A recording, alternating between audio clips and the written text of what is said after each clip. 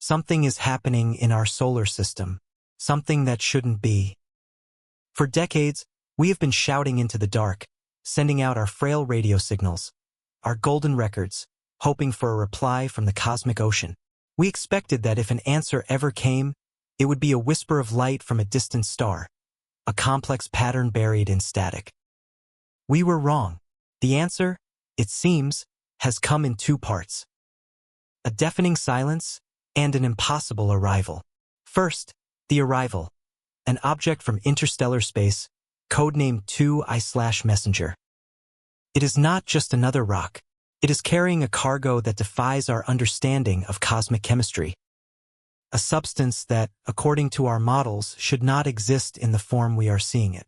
Then, the silence became a signal. A simple, persistent pulse from a completely different direction in space. A radio signal with no complex message, just a single, clear note. A frequency that, by sheer, statistically impossible coincidence, happens to be the exact atomic fingerprint of the impossible substance 2I/Messenger is carrying. This is not random. The odds are too small, the timing too perfect. It's a cosmic choreography, a celestial pointer saying, "Look here." NASA, the ESA, they're telling us it's the most profound coincidence in astronomical history. But as the data keeps coming in, another, more unsettling question is forming. What if it's not a coincidence at all? Stay with me. Together, we are going to investigate what 2I/Messenger really is and what it's trying to tell us. Part 1, the foundation. Our story begins not with a bang, but with the quiet, relentless hum of data. All around the world, in the deserts of Chile, on the volcanic peaks of Hawaii, and orbiting silently above our heads are the Watchers. A global network of telescopes, both robotic and human-operated, performing the most profound and monotonous task imaginable: scanning the darkness. Their job is to chart the celestial neighborhood, to find the rocks that might one day threaten us, to map the orbits of distant worlds, and to simply watch. Every night, projects like the Catalina Sky Survey and Pan-STARRS sift through terabytes of imagery, their algorithms trained to spot the slightest change against the static backdrop of the stars. They are looking for the movers, the wanderers, the faint smudges of light that betray an object on a journey through our solar system. Most of what they find is familiar: an asteroid nudged from its ancient orbit, a comet awakening from the cold abyss of the Oort cloud. It is a predictable, almost comforting cosmic ballet. But a few months ago, an automated alert pinged on a server at the Minor Planet Center. It was a faint object, barely a whisper of reflected sunlight, designated initially as C/2027 U1, the C for comet. But as observatories around the world turned their gaze to confirm it, the ballet was interrupted. The object wasn't dancing to our sun's tune. The initial orbital calculations were routine, but when they were refined, they told a story that was anything but. The object's path was not an ellipse, that familiar, closed loop that binds every planet, asteroid, and local comet to our star. This path was a sharp, open curve, a hyperbola. For an astronomer, a hyperbolic trajectory is a smoking gun. It is the mathematical proof that an object is not from around here. It came from the void, from the gulf between the stars. It was moving too fast to be captured by our sun's gravity, on a one-way trip through our system before being flung back out into the interstellar darkness. This wasn't the first time. In 2017, we had Oumuamua, the strange, cigar-shaped enigma that tumbled past us without revealing its secrets. Then came 2I/Borisov in 2019, a more conventional-looking interstellar comet, giving us our first real taste of the chemistry from another star system. These visitors were rare, momentous occasions for science. C/2027 U1 was only the third confirmed, and it would soon earn a new name, a more fitting name, 2I/Messenger. Because this one was different. This one was bringing something with it.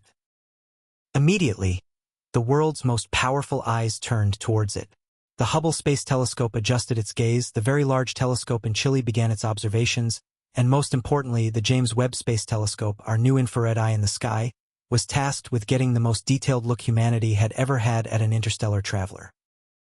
The first public statements from NASA and the European Space Agency were filled with a tone of measured excitement. It was a golden opportunity. 2I/Messenger was larger than Borisov, and its trajectory would bring it closer to the Sun, causing it to outgas more material. This meant we could get a better read on its composition, a clearer chemical fingerprint of the stellar nursery it was born in countless millennia ago. The official story was simple. This is a natural object, a piece of another solar system, and we are privileged to study it. A perfectly reasonable, scientific, and reassuring explanation. But while the optical and infrared telescopes were focused on the object itself, another kind of observatory was listening to the silence. Radio telescopes, like the vast array of dishes at the Very Large Array in New Mexico, don't look for light. They listen for energy. For 60 years, they've been engaged in the search for extraterrestrial intelligence, or SETI, sifting through the cosmic static for any hint of a pattern, a signal that wasn't generated by the chaos of nature. For 60 years, they found nothing but the whispers of pulsars and the hiss of the cosmic microwave background. Then, about a week after 2I/Messenger was confirmed to be interstellar, a new signal was detected. It wasn't a complex message. It wasn't a string of prime numbers or a coded greeting. It was, in its own way, much stranger. It was a single, pure, unmodulated tone, a persistent, narrowband pulse, repeating with the regularity of a metronome. In radio astronomy, narrowband is a key indicator. Natural cosmic sources, stars, gas clouds, galaxies, tend to broadcast their energy over a wide range of frequencies, like cosmic static. An artificial signal, a broadcast, is concentrated into a very thin slice of that spectrum. This signal was impossibly thin. And it wasn't coming from the direction of 2I/Messenger. It was coming from a seemingly empty patch of sky in the opposite direction, in the constellation Lyra. The source was too distant to pinpoint a ghost in the machine. It was logged, studied, and privately debated. Could it be a previously unknown natural phenomenon? A spinning neutron star with unusual properties? The official story was caution. More data was needed. It was an anomaly, but in a universe of anomalies, it was just one more puzzle to be solved. An interesting but likely unrelated coincidence. That was the story until the first spectroscopic results from the James Webb Telescope came back from 2I/Messenger. Spectroscopy is the art of reading light. When sunlight passes through the cloud of gas and dust surrounding the object, it's coma. The atoms and molecules within that cloud absorb specific frequencies of light. This leaves a pattern of dark lines in the spectrum, a chemical barcode that tells us exactly what the object is made of. The first readings were normal: water ice, carbon monoxide, dust. The standard ingredients of a comet. But then, JWST's sensitive instruments detected something else. Something that, at first, the science teams thought was an error, an artifact of the instrumentation. A strong, clear spectral line that didn't match any known stable molecule you'd expect to find in a comet's coma. After weeks of cross-checking and verification, the unbelievable conclusion was announced. The object was venting a unique allotrope of lithium-7. Not just the element, which is common, but a specific crystalline structure, a configuration of atoms that, according to our best quantum models, should be fantastically unstable. It's a form of matter that can be created in highly specialized lab conditions on Earth, but it decays in microseconds. It should not be able to survive the harsh radiation and vacuum of interstellar space for millions of years, locked inside a dirty snowball. It was like finding a perfect, unmelted snowflake in the heart of a volcano. The scientific community was buzzing. It was a fundamental challenge to our understanding of astrochemistry. New theories were proposed. Perhaps it was stabilized by unknown magnetic properties within the comet's nucleus, or it was the byproduct of a type of supernova we had never witnessed. The official story was that 2I/Messenger was a scientific puzzle of the highest order, a natural phenomenon that would rewrite our textbooks. And it might have stayed that way, profound but natural mystery. Except for one last detail. One final piece of the puzzle that elevated this from a scientific curiosity to a cosmic enigma. The team at the Very Large Array, still monitoring their strange, persistent radio signal from the opposite side of the sky, decided to run a comparison. Just on a hunch. They checked the exact frequency of their ghost signal against the new chemical data from 2I/Messenger. The result was the statistical bombshell that is now echoing in every astronomical institution on the planet. The radio signal, the pure, single, persistent tone from a distant, unknown source, had a frequency of 1421.3 MHz. The unique, supposedly impossible crystalline lithium-7 being vented by 2I/Messenger, our interstellar visitor? Its primary spectral absorption line, its most distinct chemical fingerprint, occurs at exactly 1421.3 MHz. The odds of this are not just astronomical, they are functionally zero. It is the equivalent of finding a single, specific grain of sand on all the beaches of the world, and then hearing a mysterious voice from the heavens whispering that grain of sand's precise atomic weight. So now we have the foundation of our mystery. An interstellar object carrying an impossible chemical cargo. A persistent, artificial-looking radio signal from a completely different part of the universe. And a connection between them so improbable it defies all logic of coincidence. The official story, the one you will hear in press conferences, is that we are witnessing two unique, unrelated natural phenomena that just happen to share a number. It is, they say, the most profound coincidence in the history of science. But it lays a new foundation. A foundation of doubt. Because what if it's not a coincidence? What if the signal is not a random beacon but a pointer?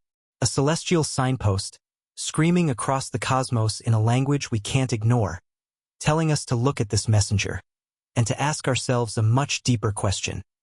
What is its real message? Part 2. The investigation. Part 2a. The profile of a stranger. Before we can understand the message, we must understand the messenger.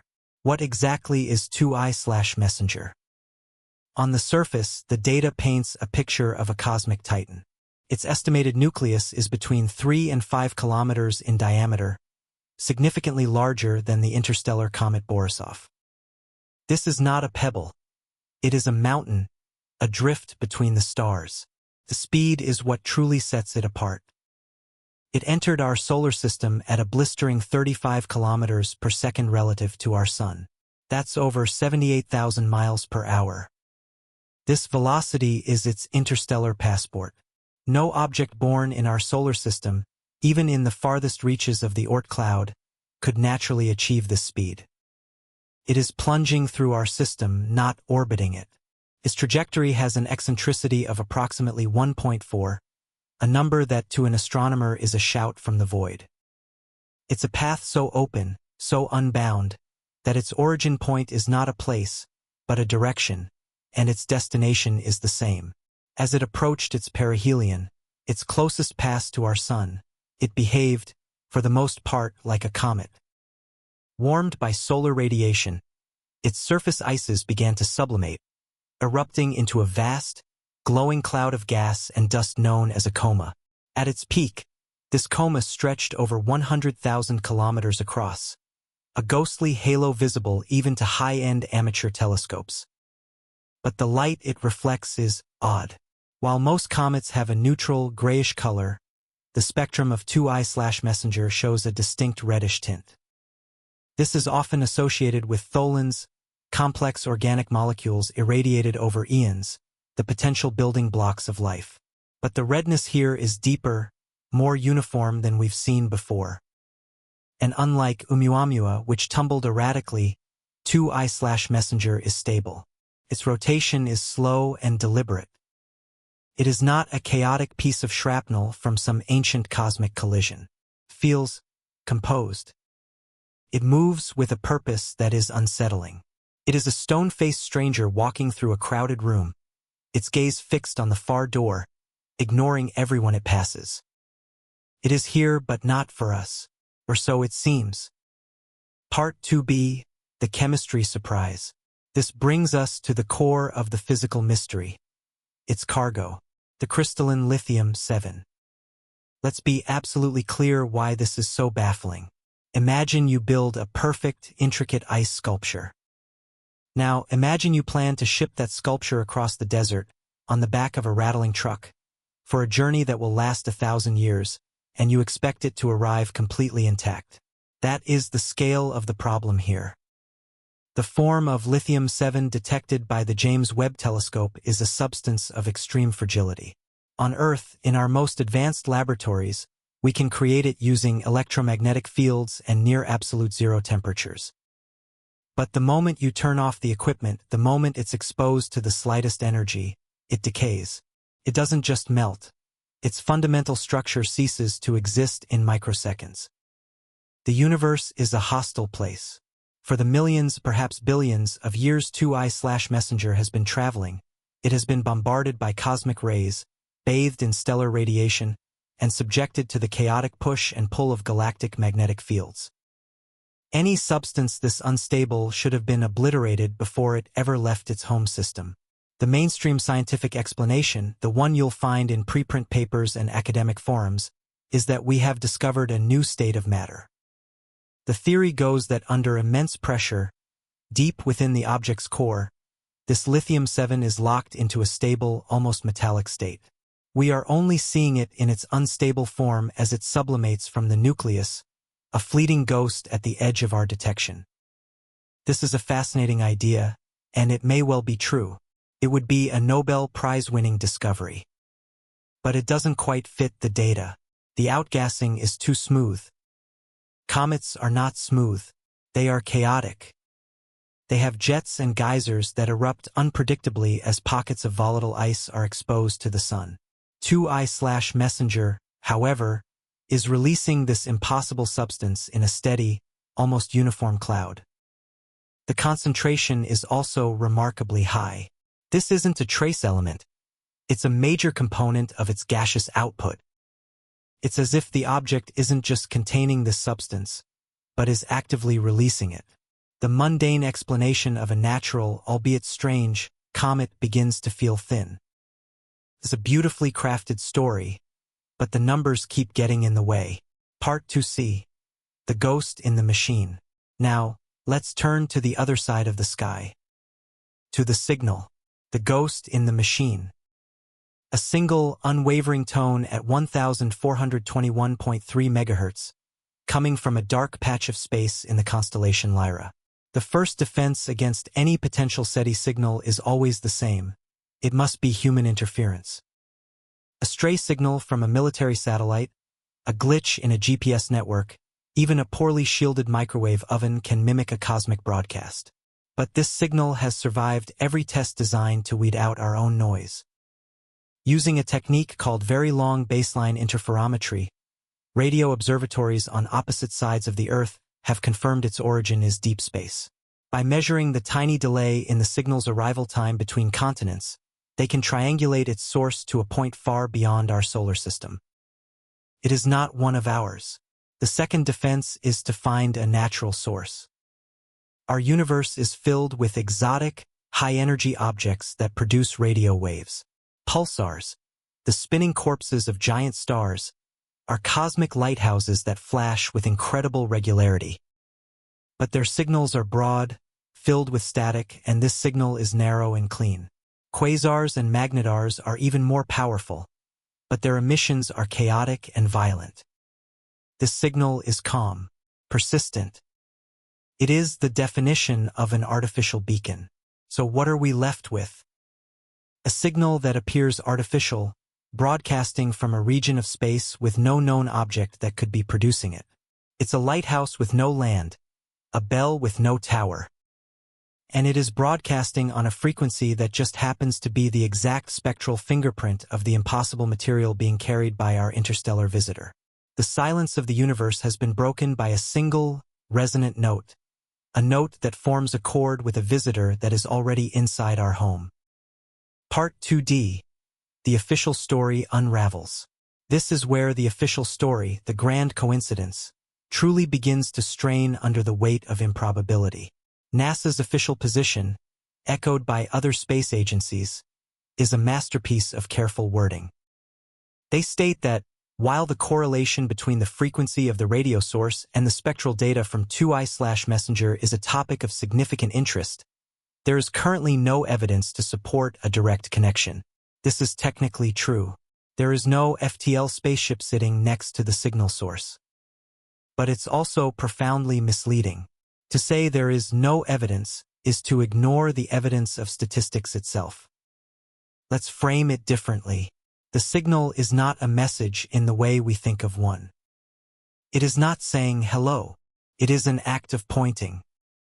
Imagine a book containing every possible number in the universe, and an object that has one of those numbers written on it. The signal is a cosmic finger pointing to that exact page, that exact number, and holding it there for us to see. It is an instruction. Pay attention to this. This is where the scientific community is beginning to fracture. On one side are the cautious traditionalists. They argue, quite rightly, that we have only been observing the universe with this level of detail for a few decades. We are constantly discovering new phenomena.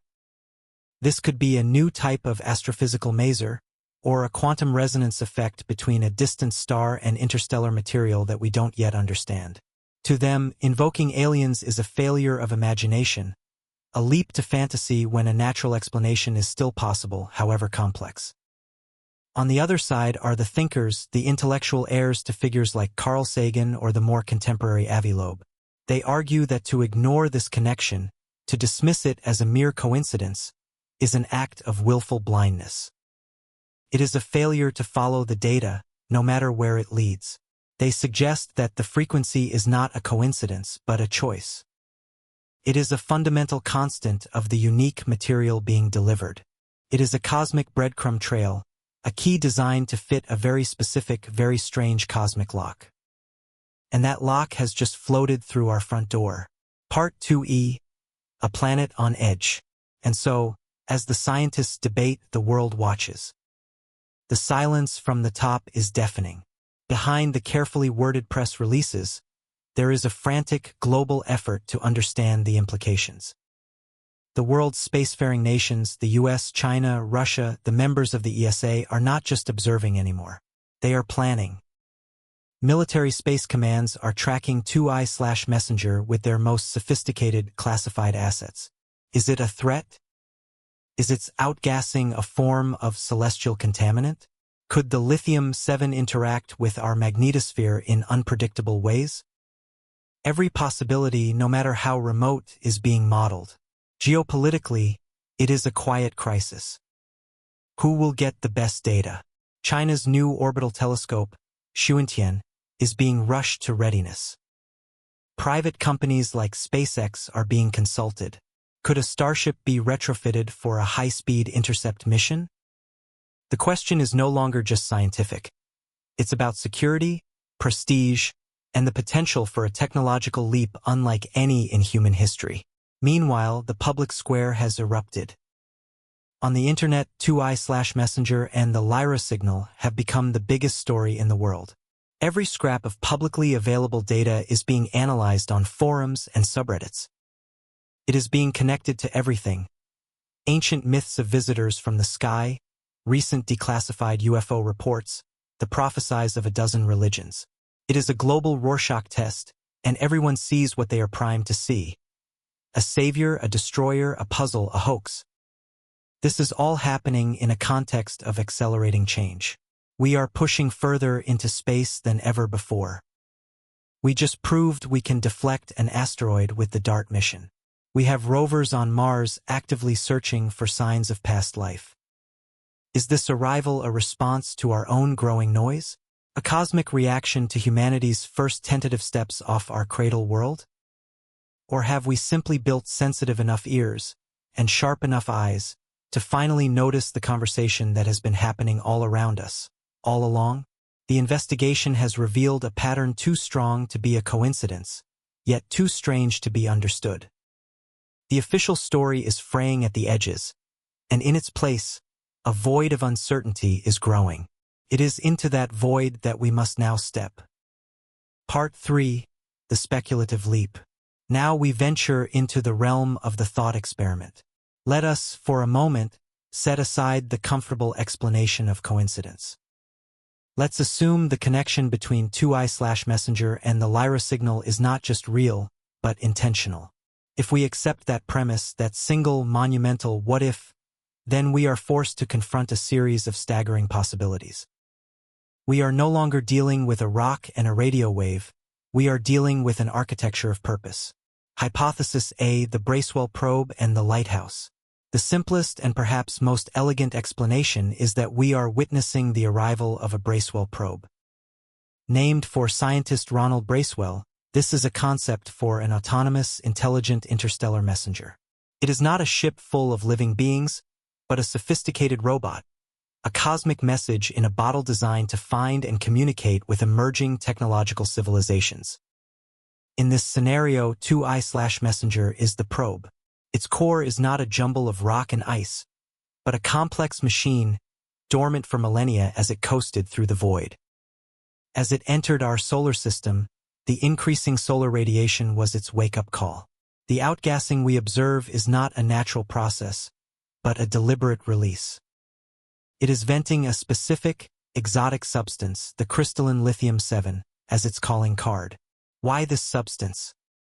Because of its instability. It is a material that no natural process could preserve over interstellar distances. Its very presence is a statement of technology.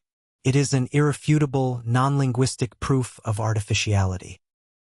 It says, "The being that made me can manipulate matter in ways you are only just beginning to dream of." Meanwhile, the Lyra Signal is the lighthouse. It's a vast, ancient beacon that has been broadcasting for eons. Its purpose is not to send a complex message, but to establish a galactic frame of reference. The probe, 2I/Messenger, is a traveler that navigates by this lighthouse. The signal's frequency, 1421.3 MHz, is the lighthouse's color. The probe announces its own identity by releasing a material that resonates at that exact frequency. It is a two-part handshake. The probe arrives and says, "I am a messenger from the network that broadcasts on this channel." It is an invitation. If you are smart enough to detect me, and smart enough to analyze my chemistry, and smart enough to be listening to the sky, then you will see the connection. You will know that you are not alone, and that there is a galactic network to which you might one day belong. The probe might even be listening for a response. A signal from us on that same frequency acknowledging that we understand. That we got the message. Hypothesis B: the seeding and terraforming engine. But what if the probe's purpose is not communication, but action? This leads us to a more profound, and potentially more alarming hypothesis: panspermia or terraforming. What if 2I/Messenger is not just a messenger, but a delivery vehicle? Cosmic gardener planting a seed. The deep reddish color of the object is tantalizing. It's the color of complex, irradiated organic molecules. What if, locked within its icy matrix, are not just strange lithium crystals but something more? Viable extremophilic bacteria? The very chemical precursors to life, cryogenically preserved and delivered to a promising young solar system. Could be that life on Earth itself began this way billions of years ago. We may be witnessing the same process about to begin on another world. And this is where the lithium-7 takes on a new, more sinister or perhaps benevolent role. In this scenario, it is not a calling card. It is a tool. This specific crystalline structure, while unstable, might be a fantastically efficient catalyst.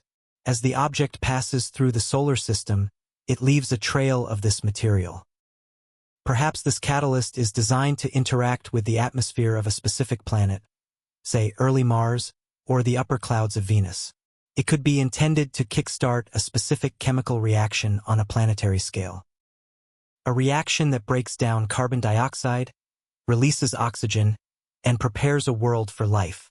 We think of terraforming as a brute force process taking centuries. But what if it can be started with a single, elegant chemical key? 2I/Messenger could be a Genesis probe, designed to find barren but promising worlds and give them a push. The Lyra signal in this hypothesis is not a lighthouse for us, but a control signal for the probe. A simple go/no-go command. Perhaps the signal's presence tells the probe that conditions in this sector of the galaxy are stable and it is safe to deploy its cargo. Its absence might command it to remain dormant and continue its journey. This would imply an intelligence that is not just technological, but patient on a geological timescale. An intelligence that gardens entire star systems. And we are just the weeds, or perhaps the previous harvest, that grew up in their garden. Hypothesis C, the weapon or the warning. We must also consider the darker possibilities. All of our assumptions are based on a benevolent or neutral intelligence. But that is a projection of our own hopes. What if the purpose is hostile? In this scenario, the crystalline lithium-7 is not a catalyst for life, but for destruction.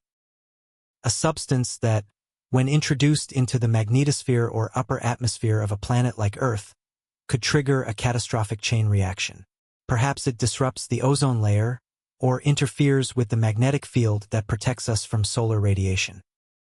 It wouldn't be a kinetic weapon, like an asteroid, but a chemical one, subtle and devastating. The probe, 2I/Messenger, could be a planet killer coasting silently towards its target. The Lyra signal would then be its trigger, a dead man's switch. As long as the signal is broadcasting, the probe remains inert. If the civilization that built it is ever destroyed, their lighthouses would go dark. This could be the pre-programmed command for their automated weapons to activate a final, posthumous act of vengeance against their enemies, or perhaps against the galaxy at large. Or perhaps the roles are reversed. Perhaps the Lyra signal is a warning, a galactic quarantine beacon. It could be saying, "Danger! Do not interact with objects that resonate on this frequency. They are artifacts of a hostile or extinct civilization. Observe, but do not touch." In this case, 2I/Messenger could be a derelict piece of ancient technology, a ghost ship from a long-lost war, still carrying its deadly payload. The signal is a buoy marking a cosmic shipwreck, warning us not to get too close. Hypothesis D, the ancient precursor twist. Finally, there is the most unsettling thought experiment of all. We assume the intelligence is alien. We look to the stars. But what if we are looking in the wrong direction? What if we should be looking down into our own past? Consider the possibility of a highly advanced, technological human or proto-human civilization that existed on Earth, or perhaps on Mars millions of years ago. A civilization that rose and fell, leaving no trace we can easily recognize. Before they vanished, perhaps due to a self-inflicted catastrophe or the natural evolution of the sun, they sent out probes to the nearest stars. Autonomous vessels carrying the seeds of their knowledge, their biology, or just a final, desperate message. In this scenario, 2I/Messenger is not an alien probe. It is one of ours, returning home. It was sent to a nearby star system, perhaps Proxima Centauri or Tau Ceti, on a journey that took millions of years. It has now completed its mission and is on a long, hyperbolic return trajectory. The lithium-7 could be its power source, or a component of a data storage medium beyond our comprehension. And the Lyra signal? It's not a beacon from Lyra. It's a relay. The probe, on its return journey, passed through the Lyra system and activated a communications buoy it or a sister probe left there eons ago. That buoy is now beaming a simple, powerful signal back to its point of origin, Earth. A signal that says, "I'm coming home." This hypothesis is perhaps the most profound. It suggests that the silence in the sky is not because we are alone, but because our only conversational partners are ourselves, echoing back to us across an ocean of time so vast we have forgotten we ever shouted in the first place. The message from 2I/Messenger would then be the ultimate inheritance, a legacy from a lost branch of our own family.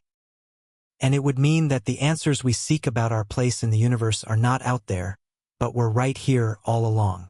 Each of these hypotheses takes the same set of facts, the object, the chemistry, the signal, and builds a different universe around them. A universe of communicators, gardeners, warriors, or ancestors. The truth may be one of these or none of them. But by daring to speculate, by pushing the boundaries of what we think is possible, we prepare ourselves for whatever the answer might be. Part 4. The conclusion. So, where does this leave us? We stand at a precipice, staring into a chasm that separates two profoundly different realities. In our hands, we hold a handful of irrefutable facts. An interstellar object, a substance that defies our understanding of chemistry, and a radio signal that mirrors that chemistry with impossible precision. These are the anchor points of our journey. From here, two paths diverge. On one path lies the comfort of coincidence. This is the world of the mundane, though mundane in this case means a universe more wondrous and strange than we ever imagined. In this reality, 2I/Messenger is a natural marvel, a fragment from a type of star system we've never seen, one that forges matter in ways our theories cannot yet explain. The crystalline lithium-7 is not a message, but a clue to a new physics. The Lyra Signal, in this world, is an equally stunning discovery. A new class of astrophysical object, a natural cosmic maser of unbelievable power and purity, that just happens to broadcast on a frequency that resonates with the new material. It is a coincidence, yes. A 1 in a trillion shot. But our universe is vast enough to accommodate such statistical miracles. To walk this path is to embrace the humbling idea that nature's imagination will always exceed our own. The reward for this choice is a deeper, more complex, and ultimately rational understanding of the cosmos. It is a call to do the hard work of science, to observe, to theorize, to test, and to rewrite our textbooks, no matter how many times it takes. On the other path lies the shadow of intention. This is the world of the extraordinary. In this reality, the patterns are not a coincidence. They are a design. 2I/Messenger is not just a rock. It is an artifact. The Lyra Signal is not a natural phenomenon. It is a broadcast. The connection between them is not chance. It is a message. To walk this path is to accept that the silence we have known has been a function of our own deafness, and that we have just picked up the first clear note of a symphony that has been playing for eons. The implication is world-altering. It means that intelligence is not a fleeting accident unique to this one blue planet. It is a fundamental part of the cosmic landscape. This path offers a tantalizing shortcut to transcendence, the promise of knowledge, technology, and a place within a galactic community. But it is also a path fraught with peril, for we have no idea of the nature, the motives, or the power of the intelligence that laid it. Here, at the end of our investigation, the enigma of 2I/Messenger and the Lyra Signal resolves into a single, critical choice. Not for scientists in their labs, but for humanity as a whole. This is a test. A final exam.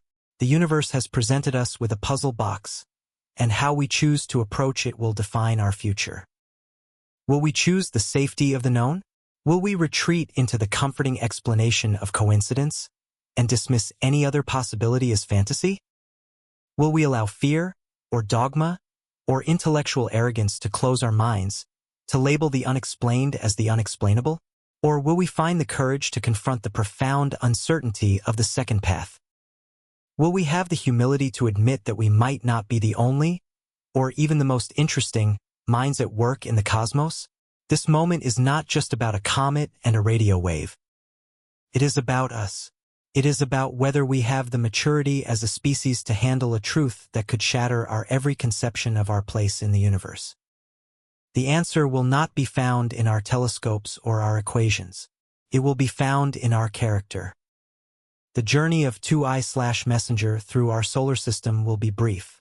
In a few years, it will be gone. A faint smudge of light receding back into the interstellar darkness from whence it came, leaving only its ghostly trail of impossible chemistry behind. The Lyra Signal may continue its patient, persistent broadcast for 1,000 more years, or it may fall silent tomorrow. We have a limited window to observe, to listen, and to decide. The final question, then, is not what is the message? We may never have the tools to fully decode it. The final question is, are we ready to receive it? The universe is not shouting at us. It has simply cleared its throat, and in the deafening silence that follows, the entire future of human understanding hangs, waiting for our reply.